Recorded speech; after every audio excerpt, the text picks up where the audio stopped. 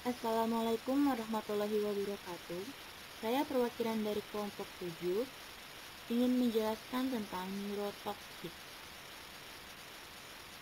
Kelompok 7 beranggotakan 7 orang. Yang pertama ada Farah Malika Zumala 18.029.338. Kemudian ada Ibnu Sayunareka 18.029.340. Ulfa Wikardianti 18.029.341. Muhammad Arifuddin 18.029.345. Nindi Triana Mutiari 18.029.346. Sri Wahyu Apsari 18.029.348. Kemudian saya sendiri Anissa Janatun Nafi'al 18.029.355. Tes saya isi. Yang pertama ada sejarah toksikologi. Yang kedua ada definisi dan tujuan toksikologi. Yang ketiga ada toksikologi industri. Yang keempat istilah-istilah dalam lingkup toksikologi. Yang kelima toksikologi sistem saraf. Yang keenam neurotoksik. Yang ketujuh klasifikasi bahan-bahan neurotoksik. Kedelapan gejala neurotoksik. 9 faktor-faktor yang berhubungan dengan gejala neurotoksik. 10 efek neurotoksik pada manusia. Sejarah toksikologi. Dalam perkembangan toksikologi memiliki 3 tokoh utama sebagai pendiri keilmuan. Yang pertama, Paracelsus, berdiri pada 1493 sampai 1541. Pernyataan yang ditemukan oleh Paracelsus adalah dosis adalah racun. Beliau juga mengemukakan bahwa semua zat adalah racun. Tidak ada yang bukan racun, namun dosis yang tepatlah yang membedakan racun dari obat. Yang kedua, Ramzani, berdiri pada 1633 sampai 1714. Bernardino Ramazzini dikenal sebagai tokoh toksikologi di tempat kerja. Beliau mempelajari dan mengembangkan bidang toksikologi di tempat kerja. Beliau juga mengemukakan adanya bahaya di bidang pertambangan, kimia, metalurgi, dan farmasi. Oleh karena itu, Ramazzini dikenal dunia sebagai bapak toksikologi industri. Yang ketiga, Orfila, berdiri pada 1787 sampai 1853. Seorang toksikologi abad ke-19 bernama Matteo Joseph Bonaventura Orfila dikenal sebagai tokoh pribadi toksikologi modern karena jasa-jasanya mengembangkan ilmu toksikologi sesuai dengan kemajuan zaman dan toksikologi pada masanya. Definisi dan tujuan toksikologi. Definisi toksikologi. Toksikologi berasal dari bahasa toksik atau kata toksik yang berarti racun dan logos yang berarti ilmu. Dengan demikian, toksikologi diartikan sebagai ringkas ilmu tentang racun. Secara istilah, toksikologi diartikan sebagai suatu ilmu yang mempelajari tentang pengaruh yang merusak dari bahan kimia terhadap organisme hidup. Toksikologi juga meliputi bahan teknobiotik, bahan asing yang menyebabkan kerusakan terhadap organisme hidup, serta mempelajari secara kuantitatif dan kualitatif pengaruh jenis dari zat kimiawi fisik, biologis terhadap sistem biologis. Kemudian tujuan toksikologi yaitu mengenal dan mengaji mekanisme efek toksik bahan kimia terhadap makhluk hidup agar manusia dapat menggunakan dan hidup berdampingan dengan toksikan tanpa menimbulkan efek yang merugikan serta gangguan kesehatan atau rusaknya lingkungan hidup. Toksikologi industri. Toksikologi industri merupakan salah satu cabang ilmu toksikologi yang mempelajari toksikan di tempat kerja, serta efeknya pada pekerja yang berpajan toksikan di tempat kerja. Kemudian, toksikologi industri bermanfaat untuk beberapa hal. Yang pertama, diagnostik dan terapi keracunan. Yang kedua, perkembangan obat, baik efek maupun efek sampingnya. Yang ketiga, perlindungan konsumen. Yang keempat, keselamatan dan kesehatan kerja. Yang kelima, faktor penentu keputusan produksi. Yang keenam, kelestarian lingkungan. Istilah-istilah dalam lingkup toksikologi. Beberapa istilah antaranya yaitu, yang pertama ada racun. Racun adalah setiap bahan atau zat yang dalam jumlah tertentu bila masuk ke dalam tubuh akan menimbulkan reaksi kimiawi yang akan menyebabkan penyakit dan kematian. Yang kedua, toksin. Toksin adalah racun yang diproses atau diolah organisme hidup seperti yang ditemukan pada jamur beracun atau racun ular. Kemudian, yang nomor 3 ada venom atau bisa. Secara sederhana, sebagai bahan kimia yang diproduksi secara biologis yang mengubah fungsi normal organisme lainnya. Yang keempat, toksikan. Toksikan adalah produk buatan manusia, produk buatan yang dipaparkan ke lingkungan karena aktivitas manusia. Contohnya seperti produk limbah industri dan pestisida. Yang kelima ada toksoid. Toksoid adalah toksin tidak aktif atau dilemahkan. Dengan kata lain, toksin beracun. Toksoid tidak lagi beracun tetapi masih sebagai imunogenik, sebagai toksin dari mana ia berasal. Yang keenam atau yang terakhir yaitu xenobiotik. Xenobiotik berasal dari bahasa Yunani xenos yang artinya asing. Xenobiotik adalah zat asing yang berasal dari alami, tidak terdapat dalam tubuh manusia. Contoh, obat buatan, seperti obat-obatan, insektisida, dan zat kimia.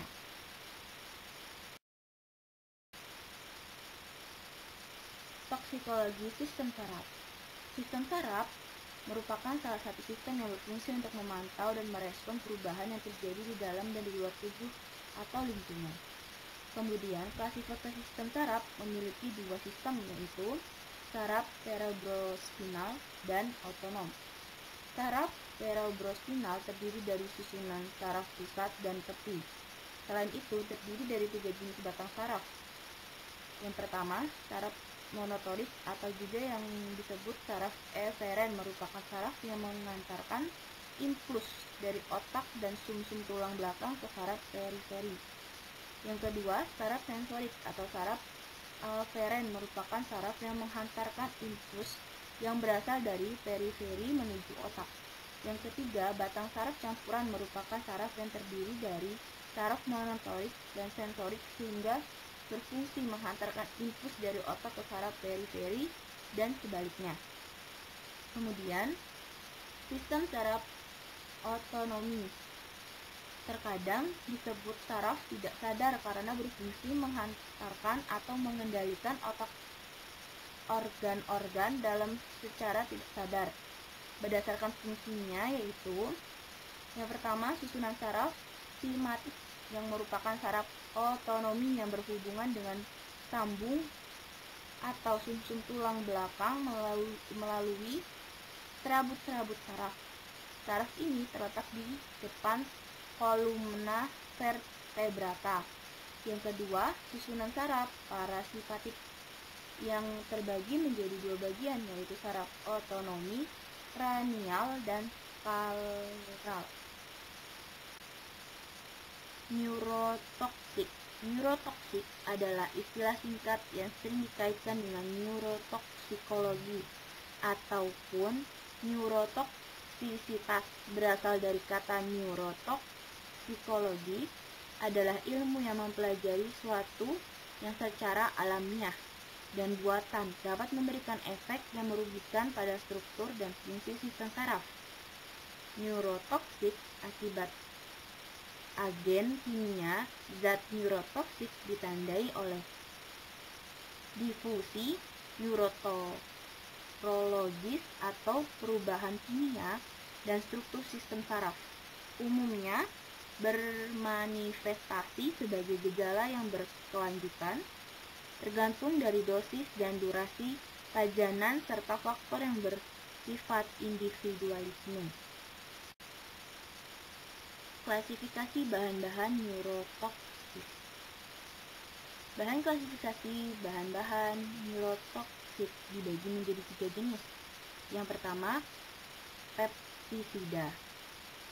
Mekanisme kerja peptisida dalam proses keracunan tubuh manusia adalah mempengaruhi kerja enzim atau harmoni.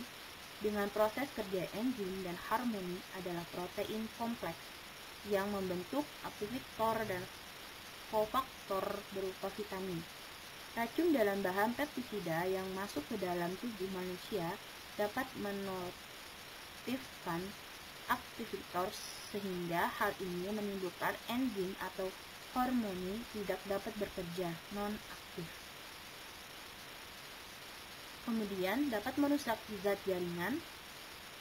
Bahan dari peptisida dapat merusak jaringan dan menghasilkan histamino dan serotonin.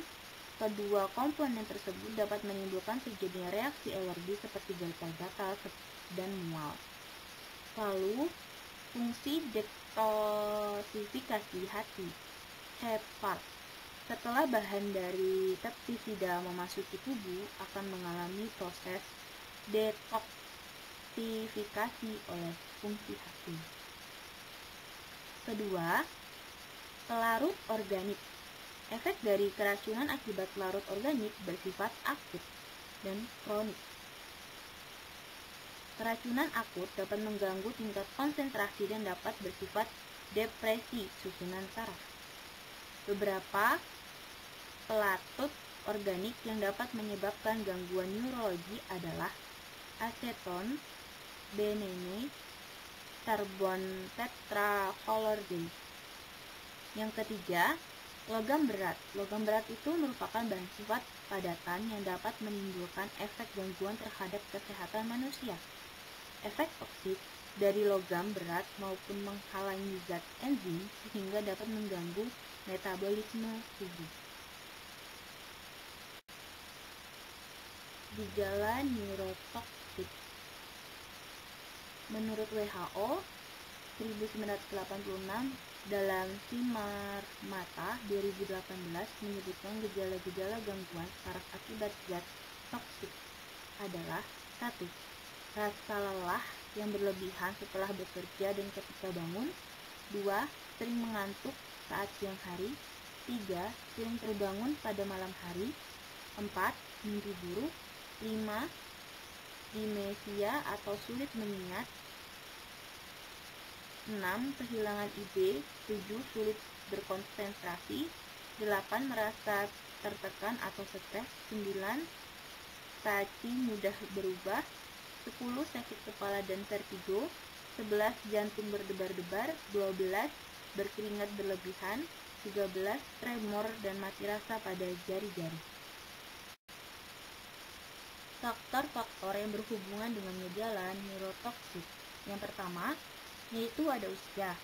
Usia adalah faktor penting karena adanya beberapa penyakit yang menyerang pada usia tertentu. Bertambahnya usia dapat meningkatkan kemungkinan terjadinya gangguan kesehatan. Yang kedua, lama terpajan. Timbulnya gejala neurotoksik pada pekerja pengecat dapat sangat tergantung pada lamanya pajanan serta dosis pajanan yang diterima. Maksimal pekerja terpapar pelarut organik pajanan tinggi 4 jam selama sehari. Ketiga, masa kerja, yang merupakan faktor yang mempengaruhi kejadian neurotoksik pada pekerja. Masa kerja penting diketahui untuk melihat lamanya seseorang telah terpajan dengan sumber penyakit yang dapat mengakibatkan kejadian neurotoksik. Yang keempat, gangguan alat pelindung pernafasan. Alat pelindung diri adalah salah satu faktor penting karena sebagai salah satu alat untuk mengurangi resiko kecelakaan kerja dan terkena penyakit akibat kerja. Alat pelindung pernafasan terdiri dari banyak jenis, salah satunya masker. Efek neurotoksik pada manusia. Efek toksik adalah hasil sederetan proses hingga adanya perubahan fungsional yang disebabkan interaksi bolak-balik antara zat asing dengan substansi biologi. Efek dari neurotoksikan dapat dimanifestasikan dalam dua kategori. Yang pertama, encephalopathy dan neuropathy perifer. Encephalopathy adalah istilah yang digunakan untuk menjelaskan fungsi otak menyeluruh yang bisa bersifat akut atau kronik, progresif atau statis. Encephalopathy terjadi secara spesifik karena kerusakan sebagai komponen sistem saraf pusat dipengaruhi oleh proses penyakit tertentu. Kedua, neuropathy perifer yang mengacu pada kerusakan saraf di luar sistem pusat saraf,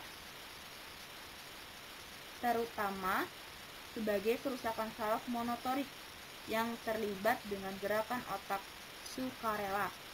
Arsenik menyebabkan neuropathy perifer.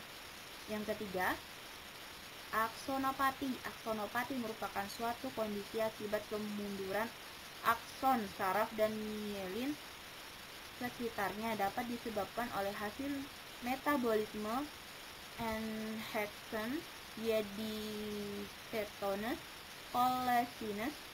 Akibatnya terjadi kesulitan dalam sensasi hingga seseorang tidak dapat merasakan kaki dan tangan yang menjadi penurunan kekuatan motorik tersebut.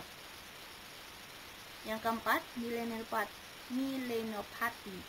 Melenopati merupakan gambaran kondisi patologis kerusakan atau disfungsi medula, finalisme, meningeal, dan paramenial, mengakibatkan kelumpuhan otak gerak bawah atau keempat otak gerak defisit sensorik dan gangguan otonomi. Yang kelima, gangguan neurotonisme, gangguan transmisi neurotransmisi, transmisi input saraf. Gejala pertama yaitu keracunan nikotin meliputi denyut jantung yang dipercepat, kekeringan atau berkeringat dan mual. Belakangan jantung bisa membuat atau memperlambat sedemikian rupa sehingga tekanan darah menjadi terlalu rendah. Itu saja penjelasan dari kami. Maaf bila ada salah kata atau ada hal yang kurang berkenan. Sekian, wassalamualaikum warahmatullahi wabarakatuh.